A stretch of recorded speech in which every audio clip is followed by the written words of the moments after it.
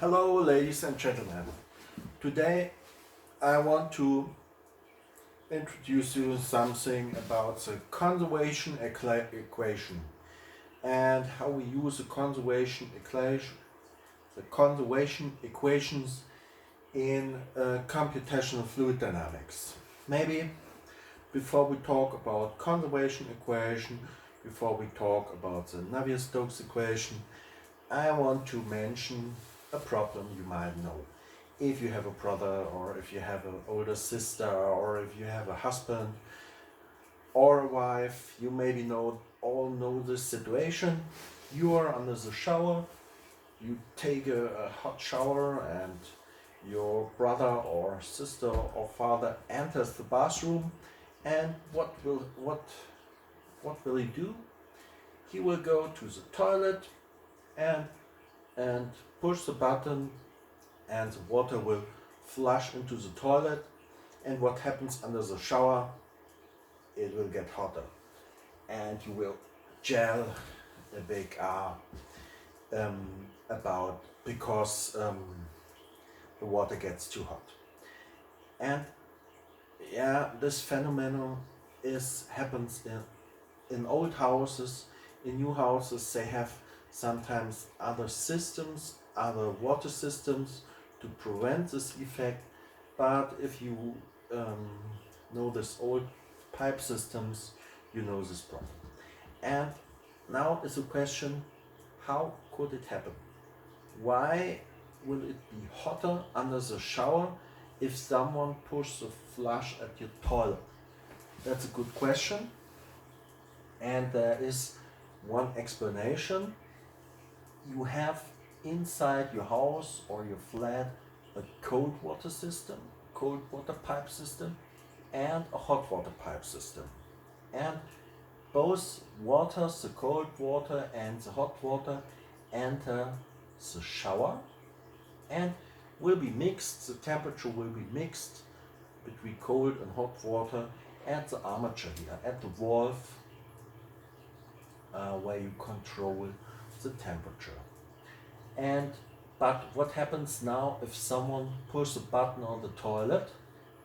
The pressure in the cold water system will go down, and because of this effect, you will have less cold water pressure at the shower, and you will have less cold water, less mass flow, less volume flow of water, and so there will be more hot water and less cold water.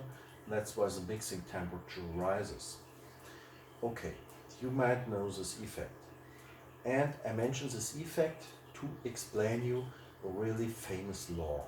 And this is a law called the Bernoulli law, after Daniel Bernoulli, a really famous scientist. And in the 18th century, he lived from 1700 to 1782, and he invented a lot of things. He invented a lot of mathematical formulations and physical laws. He formulated them, and one of the most famous laws he formulated was so-called Bernoulli's law.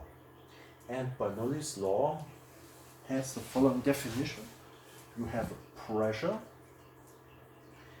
and you have it means a static pressure, and you have a so-called dynamic pressure.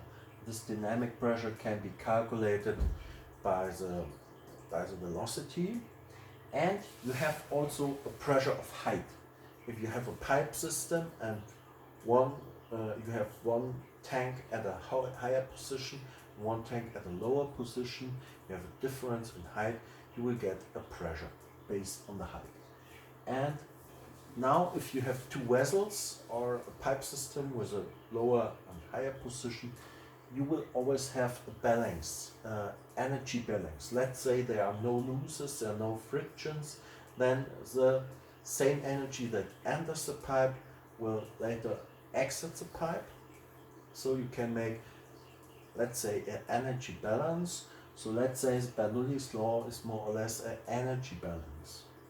And now what happens to your toilet system and to your shower system if you have a lower pressure at one side of the pipe system, you will get also a lower pressure or lower velocity at the other side of the pipe system. Okay, this was first formulated by Mr. Daniel Bernoulli, and it's, I think, the main law in fluid dynamics. So this is really important. This is a law you should always remember. It's a more or less, besides the Navier-Stokes equation, the most important law in computational fluid dynamics, and it is so important that they even painted it on a big museum in the Bosporus in Istanbul. And I told you I was about 30 times in Istanbul. It's a great city, and the Bosporus is a really big stream, a big river between Asia and Europe. And so a scientist decided to write Bernoulli's law in really big letters on the museum hall in Istanbul. And this looks, I haven't done this with Photoshop, or I haven't done this with PowerPoint. It is really written on the wall. And if you make a photo, it looks like you photoshopped it. So, yeah, it was done by Liam Gillick. And I took the picture. It's really interesting. And it's so you see the importance of Bernoulli's law for the calculation of rivers and fluid flows is really, really important. Okay, but I want to mention another guy. His name was Gottfried Wilhelm Leibniz, and he was a German scientist, and he lived in the same, a little bit earlier than Bernoulli. He lived in the 16th or 1646 to 1716, and he formulated the same law. I always try to introduce the scientists from computational fluid dynamics a little bit to you, and Leibniz invented also Bernoulli's law. So let's say it's called after Bernoulli, but we should also mention this person who did a great work about this law. And Mr. Leibniz was, he also did, let's say he did CFD simulation. And now you tell me, well, how could he do CFD simulation in the 17th century?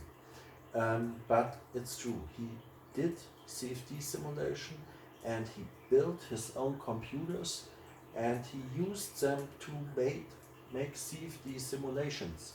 And here I placed some copies, some photos. This is an original from 1690. It's a calculation machine, and of course it was a mechanical calculation machine, but it was used to do simulations, calculations. And here's also a rebuilt machine from Mr. Leibniz, a so-called calculation machine. And you can imagine these computers were really expensive in this time. Today computers are also expensive, and you buy really expensive computers to do CFD simulations, but it was the same in the 16th century, or let's say in the 17th century. It was the same situation. Say the government built important and expensive computers to make fluid flow simulations. And here is a computer from nowadays. It's the same situation. Today we also build really big computers. This is a machine from Cray. It's at the high performance computing center in Stuttgart, and you use it for weather simulation, or for car designs, or here's a CFD simulation for coal power plants, for optimization of the burners, or you can use it for a lot of different things. You can use them for combustion simulations, for engine simulations, or you can use them for airplane simulations for fluid flow about around wings and NACA profiles and a lot of other things. And if you're interested in this computer, there's always a possibility to organize some seminars or some classes for students. Here it's a HLRS in Stuttgart. You can also find it on the homepage of www.hlrs.de,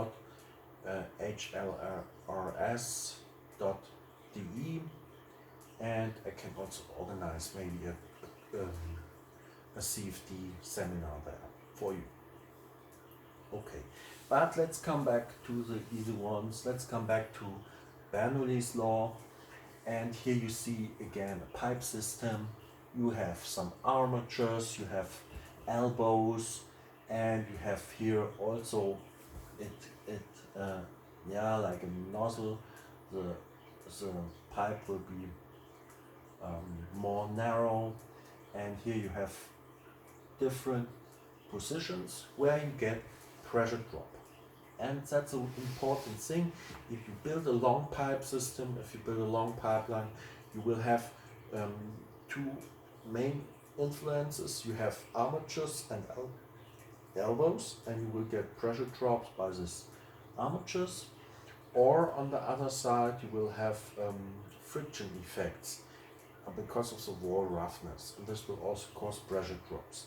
And pressure drops are really a bad thing for pipe systems, because if you have a pipe system with a high pressure drop, you need a bigger pump. You need more energy to transport the water through the pipe system. Or not only water, it's the same situation with air or any other gas or any other fluid.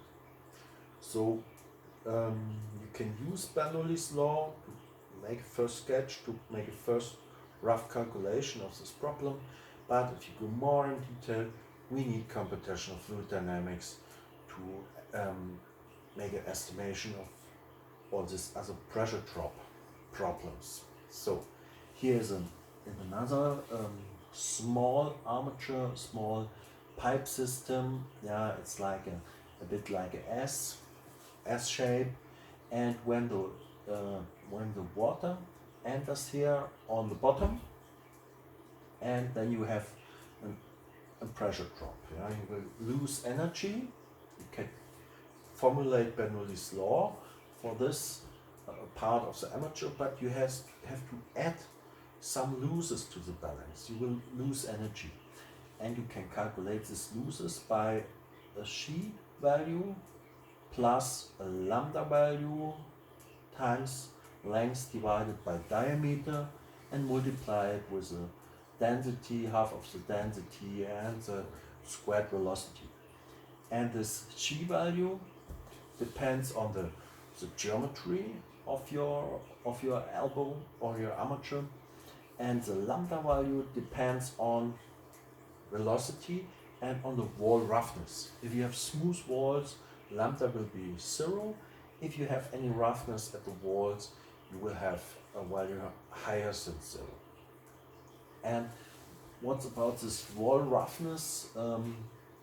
Wall roughness, so you see wall roughness, rough walls, you can imagine maybe a wastewater channel with a concrete wall. It will be really rough, you will have stones, and this will cause loss of energy, but it will only cause a loss of energy if you have turbulent flows. If you are in a laminar region, or if you are, for example, in a supersonic region, you won't have a lot of roughness influences. So at this first step, we will not take into account any wall roughness here. We will always make our CFD simulation with smooth walls. So please do not use this roughness feature. Make all the simulations with the setting smooth walls. It makes it more simple, but you will have no losses by the length of the pipe. So you will only have losses by the armature. Okay, that's a setting you should use. and then our equation will be a bit easier. You can calculate now the pressure drop for the whole pipe system if you take only your pressure loss at the armature into account. You sum it up, and you will not take into account the lambda value, the lambda symbol. Okay, then you can go to this table, and I copied you a sample of tables. Here is a big list of tables, and you can buy really thick books about all these tables and different armatures. There are, I can give you literature about really thick books with thousands of different armature combinations and all the pressure drops that happened inside. That was in former days, before people used CFD. They used these tables to calculate the pressure drops of big pipe systems. Okay, here are some examples. Yeah, you can have a look at it. Here are other examples with all the, even the angles of the elbows will change pressure drop. And I took here 3 different armatures for our exercise, and maybe you remember them from the last exercise. And the exercise was also to compare the pressure drops against each other and to compare it with the values from the table.